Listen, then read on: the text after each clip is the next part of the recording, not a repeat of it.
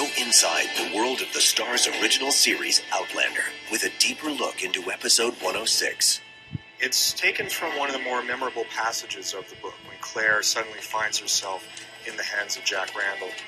When you look at it in the book, it's a very short section. It's really only a couple of pages. But it was the first time that Claire was going to be with our villain. I wanted to make a bigger show out of this show, and I said, let's make a whole episode out of that. I see.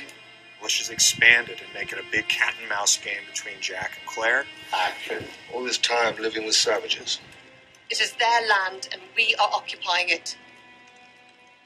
I believe it's the king's land. It was an opportunity to sort of get deeper into who Jack Randall is. What we really wanted to accomplish in this episode, when he's talking about flogging Jamie and he's talking about himself and how screwed up he is, it's a key part of his self-awareness of his own damage. I had intended to pace myself.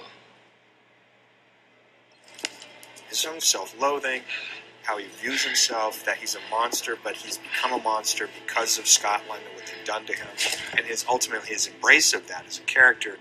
It was just fascinating and something really interesting to sort of dig into for the first time. I dwell in darkness, madam. Darkness is where I belong. A lot of this is about Tobias, delineating the differences between the two men. He does it with very subtle things. He physically holds himself differently. When he would put the uniform on, he stood more erect. And he sort of commanded the fitting room in a different way. And when he was frank and he would put on the suit and the fedora, he was much more academic and much more approachable. It's really about him giving you hints of the other. When he plays Frank, there is a darkness, and when he's Jack, I think the opposite is true. There are elements of a vulnerability, of things that are still human in there. I believe that a part of you lives still. It would be pretty to think so.